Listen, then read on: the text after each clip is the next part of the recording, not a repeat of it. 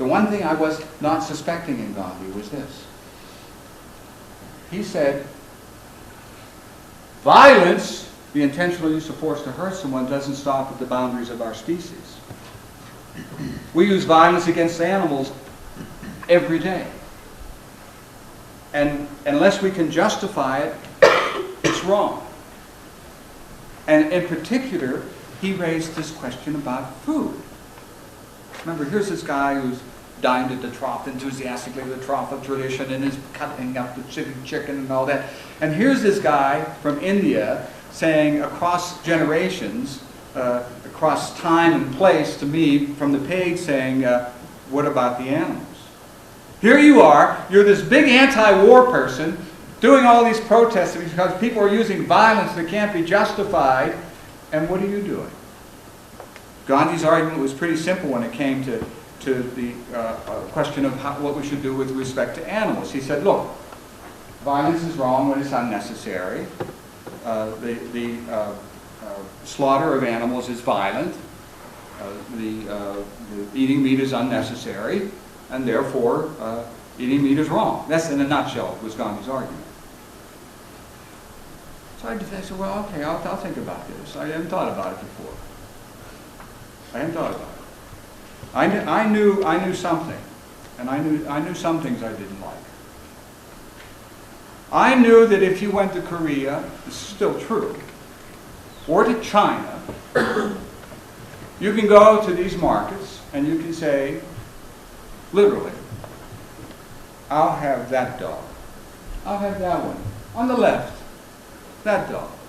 And the proprietors of those places will take that dog back, and they will beat that dog to death, and they will slay it and skin it, and you'll have it for lunch or dinner. I thought, well, I mean, I know I'm not supportive of that. But what about that? I said, well, look, I mean, here I am eating this parts of pigs, and these pigs haven't done anything to me. It's not like I have to use violence to defend myself against a pig attack. And I'll tell you what I did, though, and this was hard for me, and I encourage everybody to do this. I went to slaughterhouses, and I saw what happens to pigs at slaughterhouses, and I saw the violence at slaughterhouses. And I started looking at that hamburger, and I thought, what has this cow ever done to me that I have to support people using violence against this animal? And I went to slaughterhouses, and I saw the violence done to these animals. Chicken's the same thing. As you know, you go to the slaughterhouse and you see it. So, for me, this is the kind of transformation that would be occurring to me. Slow. Reluctant. I mean, it's like kicking and screaming, if you know what I mean. I didn't want to give up what I was used to and what I enjoyed. Who wants to give up what you're used to and what you enjoy? I mean, that's a struggle. I didn't want to give that up. But what happened to me is I started to put a face on what was in front of me. I knew dogs, and I started to come to look into the eyes and into the face of pigs, and into the eyes of the face of cows, and into the eyes of the face of chickens. And Gandhi said to me, Professor Regan, that fork you have is a weapon of violence the way you're using it. And you're supposed to be this big anti-war, and you can't stop the war. Well, stop your war, Tom Regan. Stop your war against these animals. And that's what we did. We kind of just started to move from one anti-war movement to another anti-war movement, from the anti-war movement in the Vietnam period to the undeclared war against animals that goes on every day, 24 hours a day, 365 days a year, like those mills in Pittsburgh at their height. So we became vegetarians. Nancy and I, lacto-vegetarians at that time, no meat, but we continued to use dairy products, and of course cheese. Cheese was a great thing for me. That was the hardest thing for me. I mean, if you had put a round of Stilton cheese the size of a tower, I'd eat it all. I mean, it was just terrible. I like cheese so much. and the riper and the fouler, the more I liked it. So it was a struggle to try to give that up, to try to move on to, of course, the notion of being in the world as a vegan, where you try your best to avoid meat and any other animal products. And I just want to say this, though, that this is an impossibility. It's impossible to be in the world and not be implicated in the deaths of animals. It's impossible. As long as we breathe, we're implicated in the deaths of animals. I mean, I say I wear this cotton shirt or this synthetic ultra suede jacket or these vinyl shoes. They're all implicated in the death of animals. Every one of them. Everything I've got on here.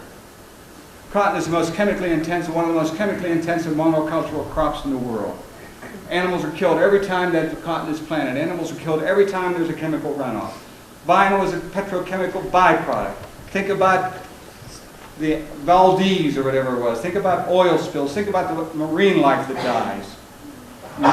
We're all implicated in the death of animals. There's blood on all our hands at the end of the day. So there's nothing pure about being a vegan. It really isn't, and I think we just have to get used to that. What we can say, though, is, look, we don't support those industries whose very purpose for being in the world is to kill animals. That's where we draw the line. That's what we're trying to disassociate ourselves from that, from industries whose very reason for being is the destruction of animal life. No, we won't do that. But that we're implicated, that remains true. I sometimes picture it like there's a big web, like a big spider web. I call it the web of evil. Sometimes that can be fun to be around, but anyhow, here's the web of evil. Here's the web of evil, and what I'm suggesting is picture it this way. As long as we're alive, we're in that web someplace. We're implicated in the evil of the world, implicated in the bad stuff going on. Our challenge is to try to get as far from the center of that web as we can. Just keep crawling out as far away from the center as we can. And that's what I think is part of what we do when we just simply put our foot down and say we will not support those industries whose reason for being is to kill animals, destroy them. We try to get away a little bit from the center. What happens when you become aware of one thing about animals is you start to become aware of other things. You take one step, you take two. The trick, of course, is to have people take the one step. Then they'll start walking on their own. But the real trick for any activist in the movement, where we're trying to bring about change, is how do I enable this person to take that first step? When Nancy and I were fairly young in our marriage, early in our marriage, I bought her a nice little fur hat. It was the cutest little fur hat. This shows my age again, but there was a movie called Dr. Zhivago. And in it there's a woman named Julie Christie. And she would wear this cutest fur. Nancy looked more beautiful than Julie Christie in this little fur hat. But of course, what happens is that this is earlier in life, and so we start learning about the leg hold trap and what happens to animals that are caught in a leg hold trap, and how they can die, either bleed to death or die of neglect out there because the trapper hasn't come around to collect his wares and the treatment of them. And of course, ranches are just if you learn about fur ranching, it's almost unbelievable what goes on in fur ranches. But that was another thing we learned. And we learned about animals in science. And see, I didn't know anything about this. When I came through school, in high school and in college, they said, here's a worm, cut it up, I cut it up. Here's a frog, cut it up, I cut it up. I mean, I didn't say no to any of that stuff. I didn't like it. But I didn't raise any kind of conscientious objection to it. And in fact, nobody in my generation that I remember did that. I remember somebody passing on, but it wasn't like it was a conscientious pass on. Boom, they're gone. But I began to learn about dogs being used in burn experiments and sensory deprivation research and neurological research on cats. And I did what any philosopher could do. What am I going to do? I'm going to start writing about this stuff. I've reached a point where I say, but how can I use my training as a philosopher again, as part of the movement, part of my activism? I don't like my life schizoid. I don't like my life divided against itself. If I'm a thinker, I want to think about what I care about. And if I care about things, I want to think about them. I want my life some kind of harmony there.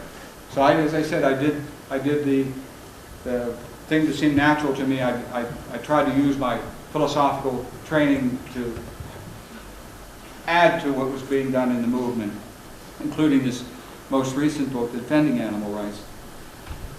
But what I thought at the time, and I still think this is true, that when we see all the stuff that's going on with the animals, from the prairie dog to the laboratory to the trapping to the factory farming and entertainment, we see all this stuff that's going on. I think there really are three basic responses to it. One is indifference. You simply see it and you say, yeah, so what? And I've met a lot of people like that, and I'm sure you have too. They just are not moved by it. They're just not moved by it. Maybe they're not ready to be moved by it. Maybe there's a time when they'll be moved by it. But sometimes they can see it, have eyes and not see, as I said, have ears and not hear. It just doesn't register with them. So what? Or they'll say, oh, they're more important things. These people who say they're more important things don't do anything. Have you noticed that? There are more important things to care about. Oh, are there? I mean, and are you working for to help children? Are you working to help the poor? Are you working to? No, I'm not golfing actually. I mean, yeah. But there are a lot of people who would respond with indifference, and they're a real problem, I think. But then there are people who the second basic idea is reform, the third one is abolition. I must say just a little bit about this. Reform is where you have the response, you say, that steel jaw lake trap is really horrible. That's horrible. You know what we have to do? We have to pad those jaws. We have to make that trap more humane. But by God, we have to keep trapping those animals. Or they'll say, in the case of like battery hen operations where you have 7 or 8 or 9 hens in a space as big as a newspaper. You open a newspaper, and now you imagine you have 7 or 8 hens in a cage that big, and they live there for a year like that. And you say, oh no, we shouldn't do that. 5 in a cage, that's maximum. So in other words, we want to still keep doing that, but we want to reform it. And then the third response is abolition. You want to say, there's something rotten about this completely, and it should be eliminated completely. That's the only adequate response to this. What's going on here? This is the abolitionist position. That it's not like you can fix it up by making the cages bigger or putting fewer animals in the cage, or you putting pads on the. You have the only adequate response is to just stop doing this stuff. Now, I must say, see, early in my thinking about it, I was a reformist. Of course, when I was in my early, I was indifferent to it all. But then I went through this period where I was reformist, where I thought, well, yeah, it really is horrible the way we do some of these things, but as long as we minimize the suffering, no unnecessary suffering, it'll be okay. And people say to me, well, how far did you go with that at the time? And I tell them the following, and I'm not proud to say this, but it's true. That I once defended General Motors when they did impact tests to test safety belts using live baboons. You know, it was going to save human life. Think of the children.